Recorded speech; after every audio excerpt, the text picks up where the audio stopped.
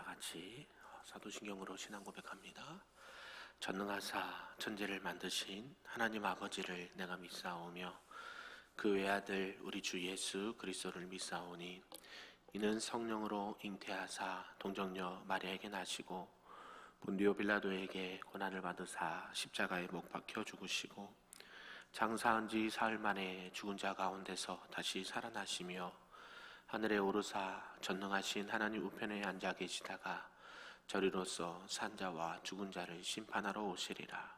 성령을 믿사오며 거룩한 공회와 성도가 서로 교통하는 것과 죄를 사하여 주시는 것과 몸이 다시 사는 것과 영원히 사는 것을 믿사옵나이다. 아멘. 우리 다 같이 찬송 208장 내 주의 나라와 다 같이 찬송합니다.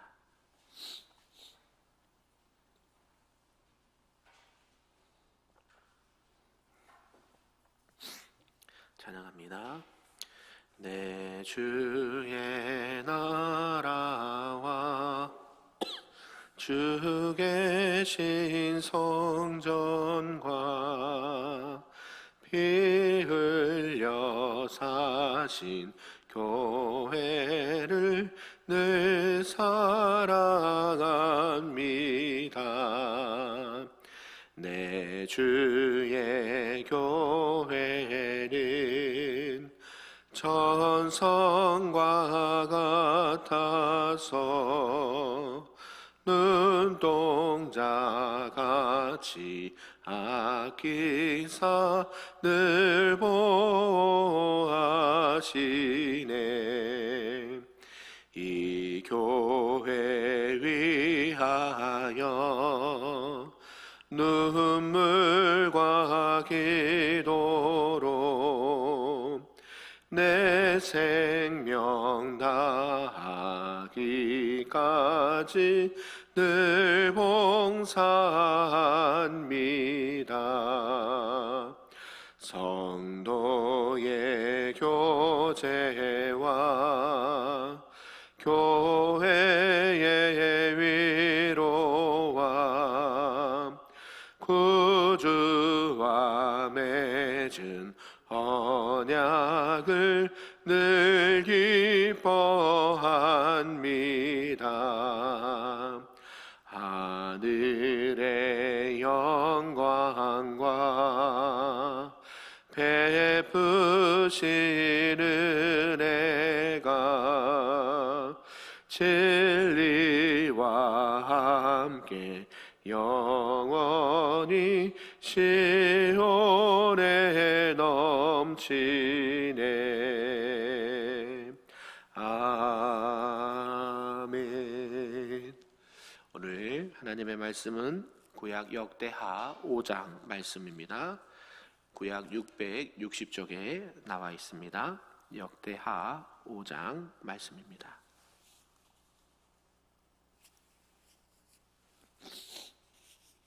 한 절씩 교독합니다. 솔로몬이 여호와의 전을 위하여 만드는 모든 일을 마친지라. 이에 솔로몬이 그의 아버지 다윗이 드린 은과 금과 모든 기구를 가져다가 하나님의 전 곳간에 두었더라.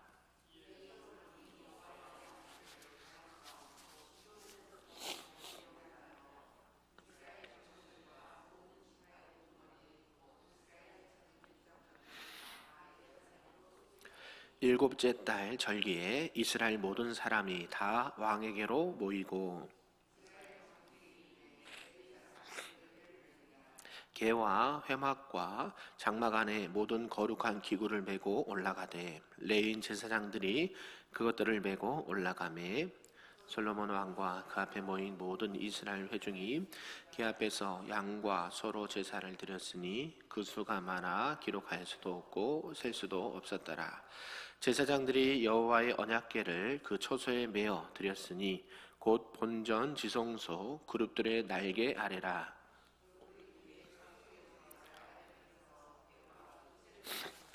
그 채가 길어서 궤에서 나오므로 그 끝이 본전 앞에서 보이나 밖에서는 보이지 아니하며 그 궤가 오늘까지 그곳에 있으며 그 안에는 두 돌판 외에 아무것도 없으니 이것은 이스라엘 자손이 애굽에서 나온 후 여호와께서 그들과 언약을 세우실 때에 모세가 호렙에서 그 안에 넣은 것이더라. 이때에는 제사장들이 그 반열대로 하지 않고 스스로 정결하게 하고 성소에 있다가 나오매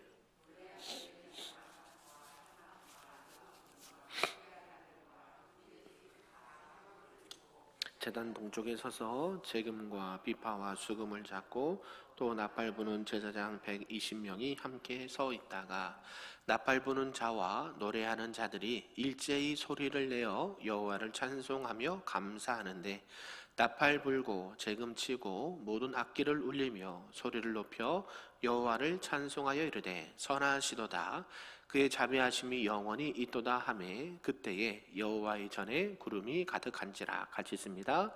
제사장들이 그 구름으로 말미암아 능히 서서 섬기지 못하였으니 이는 여호와의 영광이 하나님의 전에 가득함이었더라. 아멘. 할렐루야. 오늘 새벽에도 하나님의 크신 은혜와 또 기도의 응답이 있는 복된 시간 되기를 주님의 이름으로 축복합니다. 아멘. 네, 오늘은 이제 역대하 5장의 말씀입니다. 이 역대하 5장에서는 드디어 이제 성전이 건축되는 것이 완공이 되고 또 하나님의 언약궤가 안치되며 하나님의 영광이 그 성전 안에 가득했다라는 말씀으로 오늘 말씀을 이렇게 하고 계십니다. 이제 성전 준공 이후에 이제 성전을 봉헌한 사실을 이제 말씀에서 5장부터 7장까지 그것이 쭉 기록되어 있습니다. 특히 이제 이 역대하 5장에서는 솔로몬의 통치에서 가장 영광스러운 장면 중에 하나가 오늘의 본문의 말씀입니다.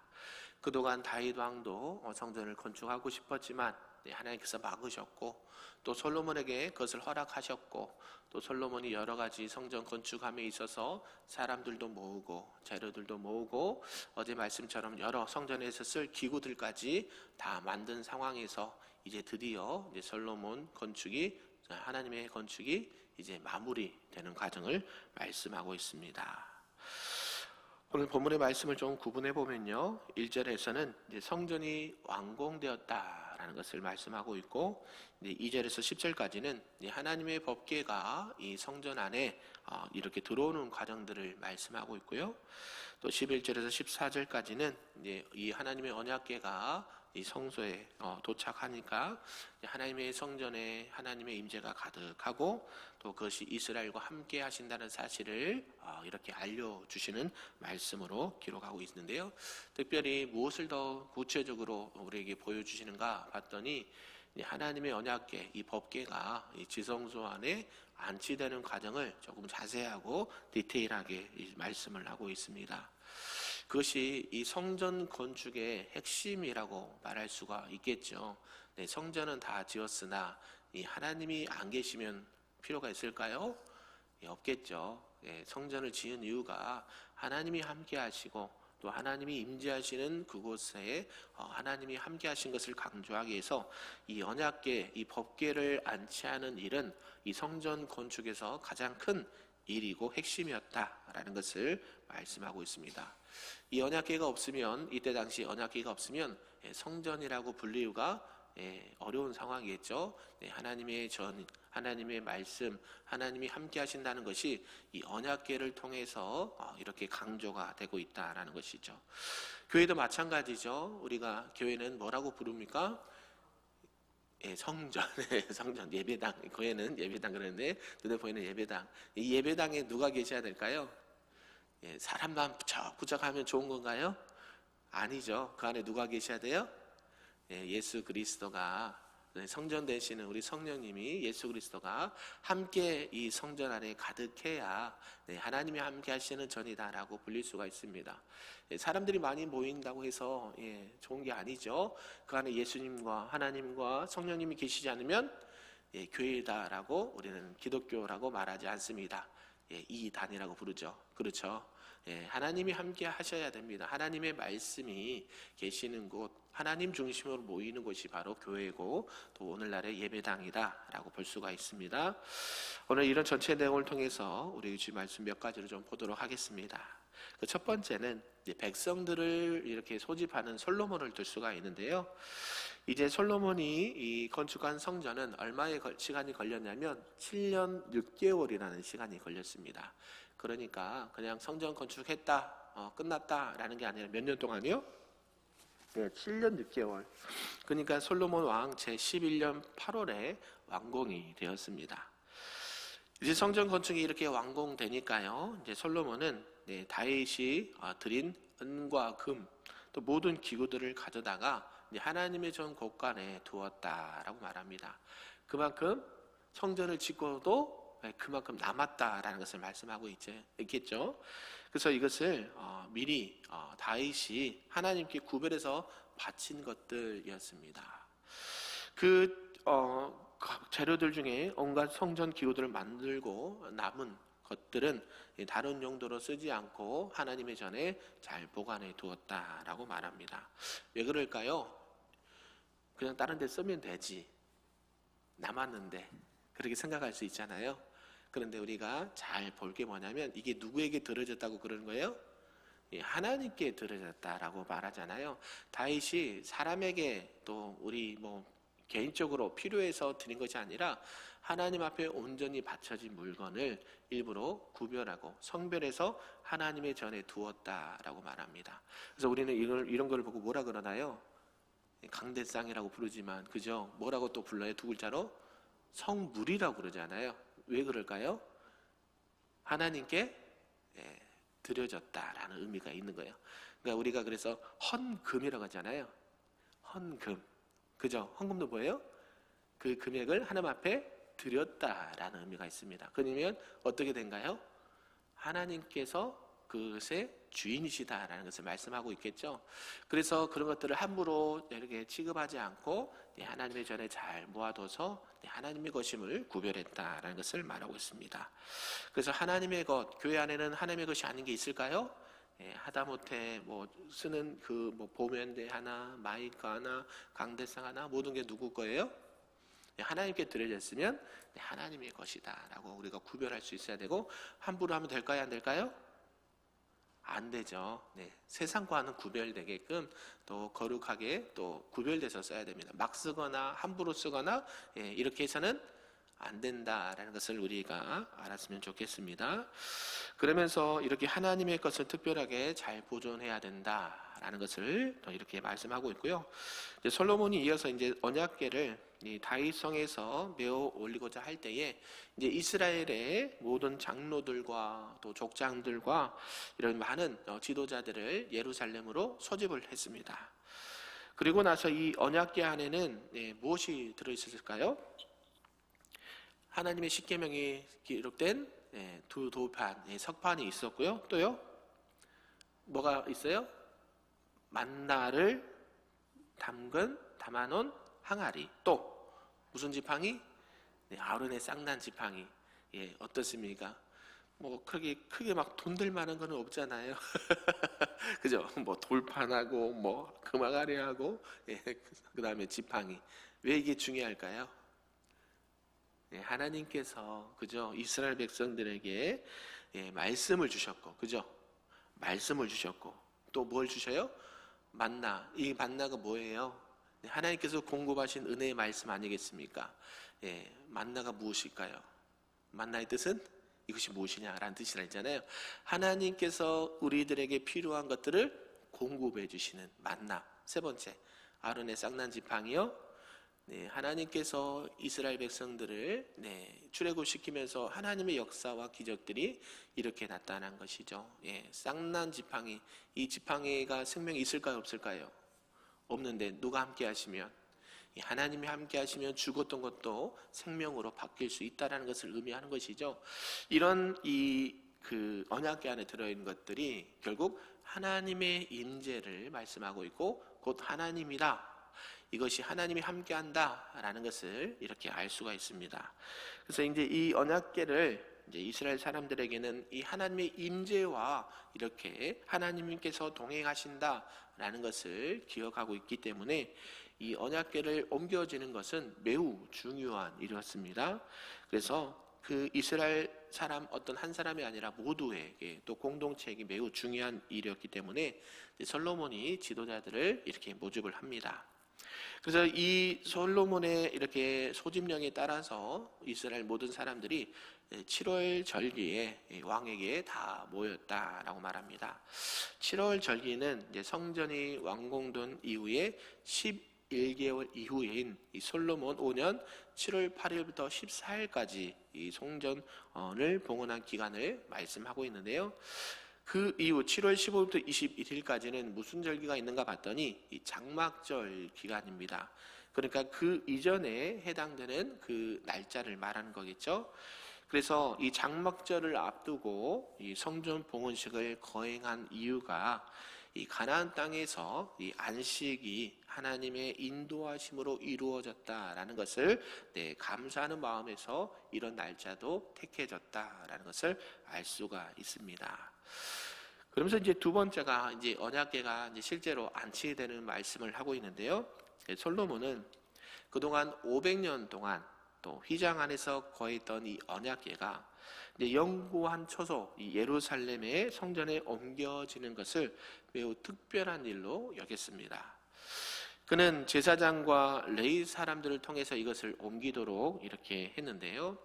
특별히 다른 성경 부분들을 보면 제사장들이 언약궤를 메었다라는 사실을 강조를 하고 있습니다.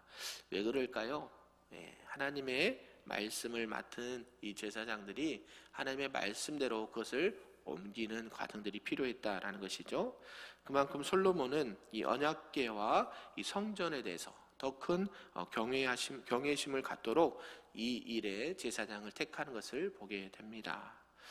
그러면서 이 언약궤가 성전으로 옮겨지는 동안에 회중들은 어떻게 했을까요? 이 궤 앞에 모여서 하나님 앞에 감사의 제사를 드렸다라고 말합니다.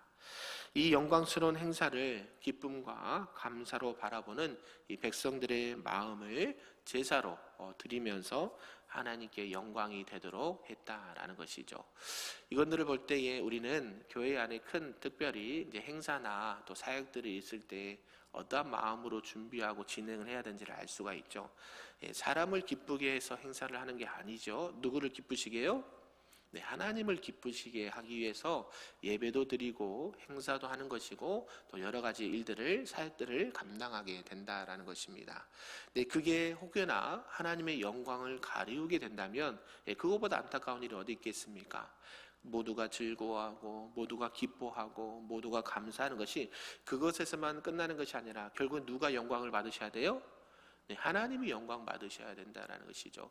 우리가 지난주일에 새생명 전도잔치와 추수감사절을 했는데요. 이 모든 것들이 누구에게 영광이 돼야 됩니까? 하나님께 영광이 돼야죠. 그냥 우리끼리만 좋아서 끝나면 안 된다라는 것을 말씀하고 있죠. 그리고 또 이 솔로몬이 궤를 옮길 때에 혹시나 있을 수 있는 실수와 이 불완전함에 대해서 이 하나님과의 이런 인도하심이 필요했다는 것을 알 수가 있습니다. 왜 이렇게 했을까요? 다윗도 그죠? 이 언약궤를 옮기려는 가중에 누가 죽어버렸어요? 처음에 우사가 죽게 되는 안타까운 일이 발생되지 않았습니까? 왜요? 이 언약궤를 옮기는 것도 하나님께서 말씀하신 규례대로 말씀대로 그것을 운반해야 됐다라는 것이죠. 그래서 솔로몬은 그것을 또 잘 생각을 했다라는 것입니다. 이렇게 만왕의 왕이 되셔서 영광 받으시는 하나님의 이런 영광 또 그것을 바라보는 그 백성들이 기쁨의 제사가 되도록 솔로몬이 준비를 했다라는 것입니다. 그리고 나서 양과 소가 많이 드려졌다라고 말하는데요. 이것은 정성을 다한 이스라엘 백성들의 마음을 표현한 것입니다. 성전 건축은 솔로몬 혼자 한 것이 아니고요. 또 많은 이스라엘 백성들의 전체의 일이 되었다라는 것이죠. 우리 예배당도 어땠을까요? 처음에 기초를 파고 땅을 매입하고 기초를 파고 하나씩 하나씩 다 이렇게 지어가면서 나중에 어떻게 합니까? 성전 봉헌식을 하죠. 그때 기쁨이 얼마나 컸을까요? 이제 우리는 모릅니다. 이제 여기에 우리 김도봉 장로님도 아시겠지만 어때요? 처음에 예배당이 생기고 건축하고 서로 벽돌 나르고 기도하고 예배하고 그런 분과 그렇지 않은 분들과의 감동은 같을까요? 다를까요? 다르죠. 왜요? 내가 힘들게 내 땀 흘려서 기도하고 벽돌 나르고 했기 때문에 이게 얼마나 소중한지를 누구보다도 잘 알거든요. 그렇죠? 네, 그럽니다. 그러니까 이스라엘 백성들도 이 성전 건축이 그냥 솔로몬 혼자 짠 하는 게 아니라 모든 이스라엘 백성들이 마음을 다하고 힘을 다하고 뜻을 다해서 전심으로 이 성전을 건축하고 이제 완공하는 그 모습이 있으니 얼마나 감사가 넘쳤겠습니까? 이런 것들을 통해서 하나님 앞에 감사의 제사를 드린 것을 보게 됩니다. 그리고 이제 성전에 안치되는 이 언약궤를 말씀하고 있는데요. 다윗성에서 메어 올린 이 언약궤가 솔로몬이 건축한 지성소의 이 그룹의 날개 아래 무사히 안치가 됩니다. 이게 이제 마지막 단계가 되겠죠. 역대기 앞에 역대기 기자는 이 언약궤 안에 두 돌판이 있음을 말씀해 주고 있는데 이것은 이스라엘 자손이 애굽에서 나온 후 여호와께서 언약을 세우실 때에 주신 돌판이 새로운 성전 이 지성소의 그룹의 날개 아래 안치되어 있다라는 것을 강조를 합니다. 이 돌판은 어떤 걸까요? 처음 것일까요? 나중 것일까요? 나중의 것이죠. 처음 파는 모세가 이렇게 기도하러 갔을 때에 이스라엘 백성들이 금송아지 숭배 사건 이후에 그것을 깨버립니다. 그리고 나서 두 번째 주신 돌판이죠. 이 하나님의 이 십계명이 담긴 두 돌판 그것들을 이렇게 잘 안치하고 있다라는 것입니다. 결국 이 솔로몬이 지성소 안에 이 하나님의 언약궤를 안치했다라는 것은 무엇을 의미할까요? 이거는 이제 드디어 어느 성전? 하나님이 함께 하시는 성전이고 또 하나님의 중심인 국가가 우리는 되었습니다라는 것이 공식적으로 발표가 되는 날입니다. 이게 얼마나 중요한 일일까요? 우리는 누구 중심으로 살아갑니까? 하나님 중심, 교회 중심, 말씀 중심. 이게 개혁주의 외치는 말이죠. 우리가 신앙생활할 때 늘 기억하고 그것을 따라야 되는 게 뭐냐면 결국에는 하나님 중심으로 신앙을 생활해야 우리의 신앙이 변질이 생기지 않습니다. 또 말씀 중심, 우리의 신앙생활이 말씀의 기준이 되지 않으면 변화가 생깁니다. 마지막 세 번째요. 기도 중심. 하나님 앞에 기도하지 않고 하나님 말씀을 중심하지 않으면 우리 신앙은 이렇게 잘 자리 잡을 수가 없습니다. 이거는 예나 지금이나 동일합니다. 믿으십니까? 그러니까 우리가 신앙생활 할 때 늘 사람을 보러 교회 가느냐? 사람 볼 수 있습니다. 그러나 그거보다 누구를 먼저 봐야 돼요? 하나님을 먼저 보시고 말씀을 늘 보시고 기도를 중심으로 우리가 신앙생활 할 수 있기를 바랍니다. 마지막 세 번째는 성전에 임한 여호와 영광을 들 수가 있는데요. 이제 제사장들이 이 언약궤를 지성소에 안치하고 나올 때에 노래하는 레위 사람 아삽과 헤만과 여두둔과 그 아들들과 형제들이 세마포를 입고 제단 동편에 서서 찬송과 감사를 하나님께 올려드렸다라고 기록을 하고 있습니다. 찬양대는 어느 때에 조직이 되었다고 했습니까? 다윗 때에 찬양대를 조직했고요. 또 책임자를 세워서 이 찬양의 고유한 임무를 맡기게 이렇게 하였습니다. 결국 이제 성전 봉헌식에서 준비된 귀한 찬양을 올려드렸다라는 것이죠. 이때 찬양 소리가 계속될 때에 어떤 일이 일어났을까요? 하나님의 저는 무엇으로 가득했다고 그래요? 구름으로 가득했다. 보이십니까? 여러분 보이십니까? 하나님이 함께 하시는 구름이 보이십니까? 보이진 않지만 함께하고 있음을 믿습니다. 여러분이 딱 교회 예배당 문을 딱 열었을 때에 여러분 그 압도되는 거 혹시 경험한 적 있으세요? 하나님의 성령이 이 교회 안에 예배당 안에 임재하시면 여러분이 딱 문을 여는 순간 다릅니다. 여러분 그걸 꼭 경험해 오시길 바랍니다.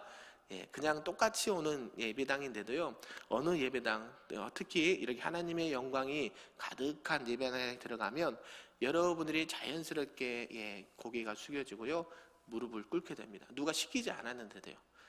예, 왜요? 예, 하나님의 영광이 가득한 곳이 있어요. 예, 저는 그런 것을 경험해봤거든요. 여러분도 그걸 한번 경험해보세요. 우리 교회 문을 싹 여는 순간 썰렁한 게 아니라 누가요? 하나님의 영광이 가득해서 따뜻함과 포근함과 성령의 충만함이 그냥 내가 느끼고 싶어서 느끼는 게 아니라 자연스럽게 느껴질 때가 있어요. 마찬가지예요. 지금 하나님 앞에 성전이 봉헌되고 이스라엘 백성들이 감사와 찬양을 영광 들을 때에 하나님의 임재가 가득했다라는 것이죠. 이건 무엇을 의미할까요? 하나님이 그만큼 뭐 하셨다? 기뻐하셨다. 하나님이 함께 하시고 그것을 받으셨다라는 것을 말하죠. 여러분이 일주일에 주일날 예배를 드릴 때에 하나님이 받으셔야 될까요? 안 받으셔야 될까요? 받으셔야죠. 예, 그 예배를 하나님께서 기뻐 받으시면 하나님이 영광 받으시고 우리 안에 말할 수 없는 성령의 충만함이 있다라는 것이죠. 아멘이신가요? 예, 우리 교회가 하나님의 임재가 충만한 예배와 또 교회와 모든 사역들이 될 수 있기를 바랍니다. 여러분들이 하나님 중심으로, 말씀 중심으로, 기도 중심으로 하나님의 영광을 위해서 신앙생활을 할 때에 결국 하나님은 이곳에 함께 하시고 하나님이 영광 받으시고 우리에게 성령 충만한 은혜를 부어주실 줄로 믿습니다. 먼저 그런 하나님과 아름답게 동행하시는 우리 금요교회 모든 성도님들 되시기를 주님의 이름으로 축복합니다. 기도하겠습니다. 사랑과 은혜가 충만하신 하나님 아버지 감사합니다. 오랜 시간 동안 기도하고 준비했던 이 성전 건축이 7년 만에 이렇게 긴 시간 동안 준비하고 또 공사해서 이제 완공되는 것을 보게 되었습니다. 또한 하나님의 언약궤, 법궤가 이 성전 안에 안치되는 것과 또 그에 따른 백성들이 기뻐하는 모습과 하나님의 임재하심을 보게 되었습니다. 우리가 신앙생활할 때 늘 하나님 중심, 말씀 중심, 교회 중심, 기도 중심으로 신앙생활할 수 있도록 인도하여 주시고 무엇보다 하나님의 임재가 가득한 우리 큰빛교회와 우리 성도들과 저들의 가정과 삶이 될 수 있도록 축복하여 주옵소서. 그래야 우리 안에도 하나님이 주시는 기쁨과 감사가 넘치게 도와주시고 날마다 하나님의 영광을 위해 살아가는 우리 모두가 될 수 있도록 은혜 더하여 주시옵소서. 감사드리며 예수님의 이름으로 기도하옵나이다. 아멘. 하늘에 계신 우리 아버지여, 이름이 거룩히 여김을 받으시오며 나라가 임하시오며 뜻이 하늘에서 이루어진 것 같이 땅에서도 이루어지리다. 오늘 우리에게 일용할 양식을 주시옵고 우리가 우리에게 죄 지은 자를 사하여 준 것 같이 우리 죄를 사하여 주시옵고 우리를 시험에 들게 하지 마시옵고 다만 악에서 구하시옵소서. 나라와 권세와 영광이 아버지께 영원히 있사옵나이다. 아멘.